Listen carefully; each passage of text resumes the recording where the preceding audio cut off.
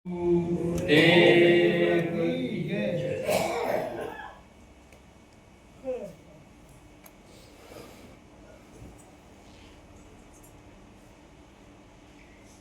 ઊંચે વિમાનમાંથી એવું નીચે આવવાનું છે.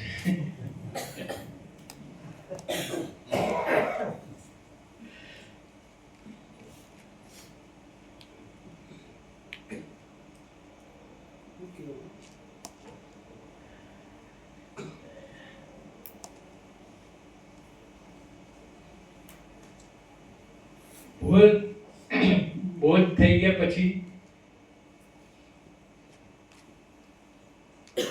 શું કરવાનું?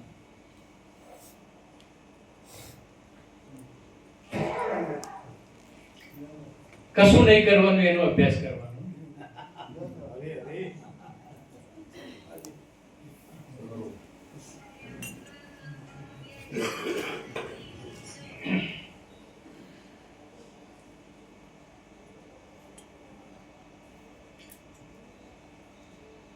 ત્રણ વસ્તુ મને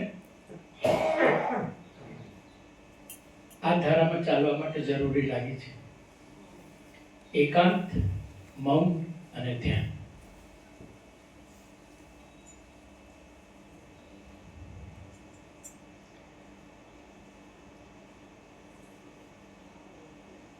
બોધ એ માત્ર બૌદ્ધિક વાત નથી. જ્યાં સુધી એ અનુભવમાં નહીં આવે ત્યાં સુધી નકામું છે. આ કપડું શરીરથી જુદું છે એ સ્પષ્ટ છે ને? એમાં કોઈ શંકા છે?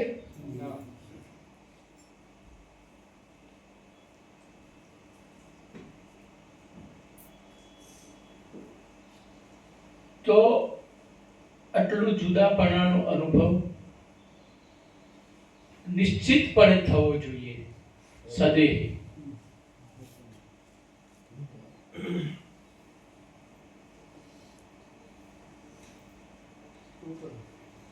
અને એના માટે જ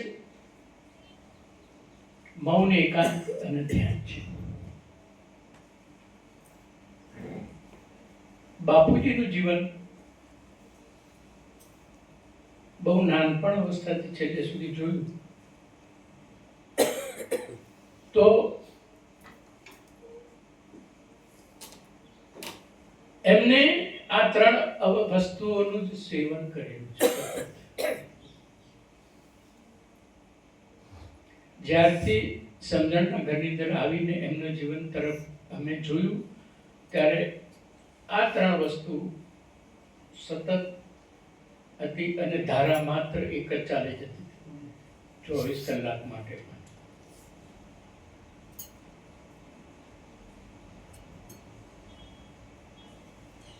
એટલે બોધ લીધો, આપણે પામી ગયા અને હવે કશું કરવા પણ નથી એવા ભ્રમમાં નહીં રહેશે. નહીં તો ગાડી આવડે પાટે ચડી જશે.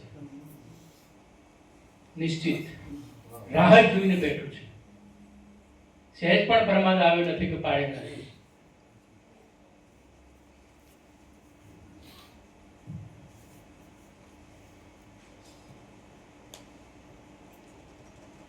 અને પરીક્ષા તો ડગલે ને પગલે લે છે. મફત આ અનુભવ મળશે નહીં. બાપુજીની આખરી અવસ્થામાં પણ એમને પરીક્ષાઓ આપેલી છે.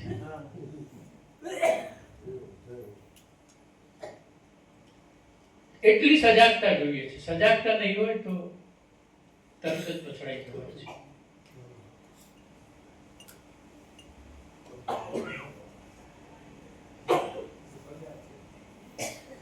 માટે આ વસ્તુનો બહુ જ ખ્યાલ રાખવાની જરૂર છે.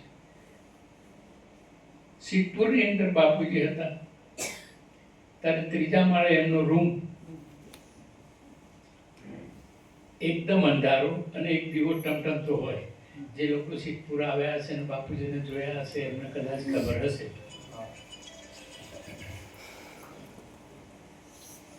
માત્ર એકાંત. અમે તો બધા નાના છોકરાઓ હતા એ વખતે રૂમમાં જતા ડરતા.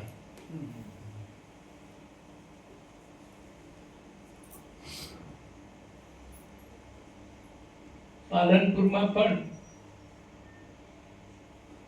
એ જ રીતે નિષ્પૃહ રીતે એ જીવન ધારાવાહી. આપણા જીવનમાં એટલી નિષ્પૃહતા આવી છે,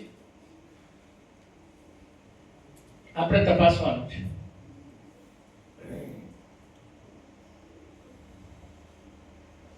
વાતો કરવાથી મુક્તિ નહીં મળે.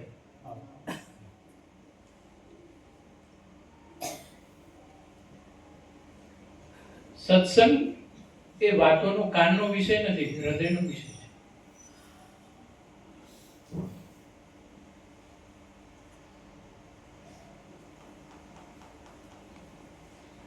આ વસ્તુ ખૂબ જ પાયાની છે. ત્યાં સુધી એ બોધ જામશે નહીં, અનુભવ નહીં થાય. દેહાધ્યાસ જશે નહીં એટલું ઇઝીલી નથી કે એકવાર બોધમાં બેઠા એટલે આપણો દેહાધ્યાસ ઉડી ગયો.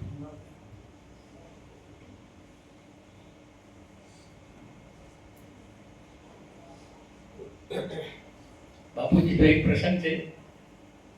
સિદ્ધપુરમાં એક બગીચા તરફ જતા હશે ત્યારે રસ્તામાં એક બહુ આમ દેખાવડો ને અદભુત સુંદર એવું બાળક એમને જોયું. એટલે બાપુજી રહેવાય એટલે પૂછ્યું, ભાઈ તું કોનો દીકરો છે કે કોણ છે? તમને ખબર નથી, હું માણસ છું કે. આ જવાબ હતા બાપુજીના જીવનમાં બનેલો પ્રસંગ છે.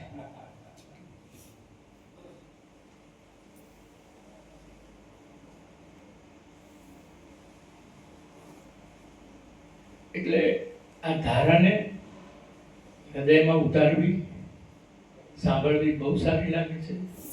હૃદયમાં ઉતારવા માટે અત્યંત જાગૃતતા, સંપૂર્ણપણે સમર્પણ.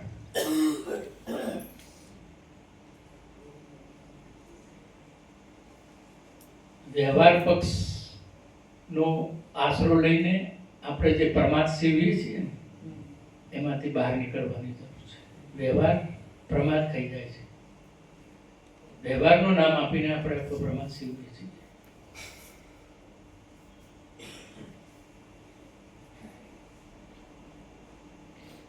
બાપુજીની સાથે એક વાત મારે એમને થોડું સંઘર્ષ રહેતો. એ કહેતા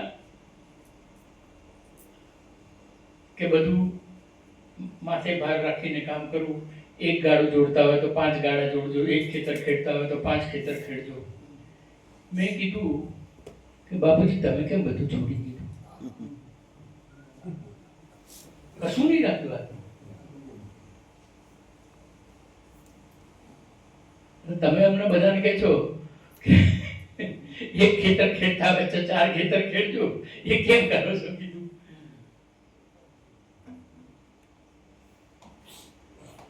અંદરથી નિષ્પૃહતા આવવી જોઈએ, એ બહુ જરૂરી છે. એ જ્યાં સુધી ના આવે ને ત્યાં સુધી મુખ્ય વસ્તુ એ છે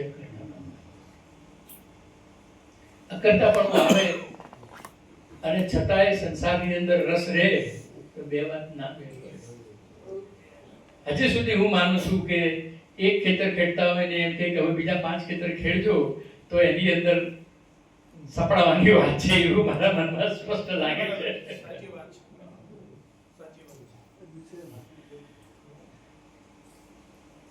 બે વાતો નથી બનતી, એક જ બને.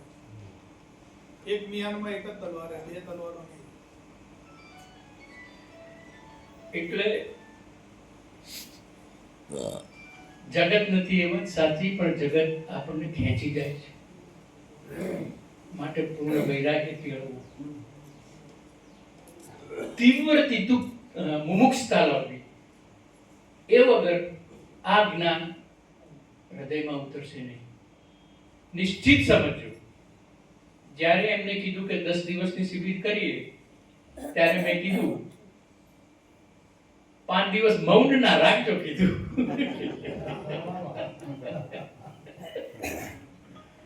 ખાલી તમે જુઓ, 5 મિનિટ વાતો કરવી બહુ ઈઝી છે. કહું છું 10 મિનિટ માટે ચલો તમે બેસો ને જુઓ તમારા મનને.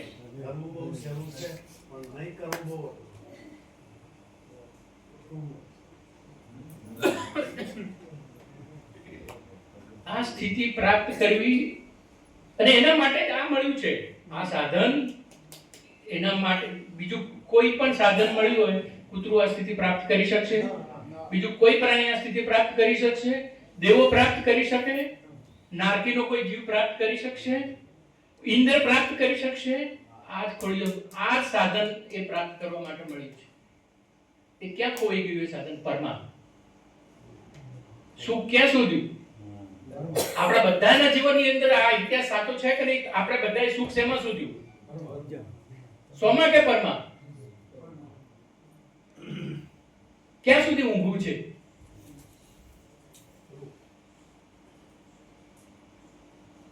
જ્યાં સુધી હજી પરની અંદર થોડું ઘણું સુખ દેખાય છે ત્યાં સુધી વાત અધૂરી છે. જ્યાં સુધી કરતા બુદ્ધિ છે, પરમાં મારા કરવાથી આ થશે ને આમ કરીશ તો આમ થશે, એ કરતા બુદ્ધિ છે ત્યાં સુધી વાત અધૂરી છે. જ્યાં સુધી પરનો સંગ છે ત્યાં સુધી વાત અધૂરી છે. પરની સુખ બુદ્ધિ, પરમાં કરતા બુદ્ધિ અને પરનો સંગ, એ ત્રણેયનો ત્યાગ કર્યા વગર આ વસ્તુ આવશે નહીં, નહીં અને નહીં. એ લખી રાખો. એ આપણા જીવનમાં કેટલી ફરીદાર થયું છે એ દરેક જણે મારે મારું, તમારે તમારું જોવાનું છે. એ સર્વૈયું નહીં કાઢો તો વાત અધૂરી રહેશે. સત્સંગ, આશ્રમમાં આવવું, એની પાછળનું મેઇન કારણ એક છે. આપણે આપણી ચાદર જ્યાં કી ત્યાં ધરી દેવી હોય તો એને શુદ્ધ રાખવી પડશે. સદગુરુ દેવ કી જય.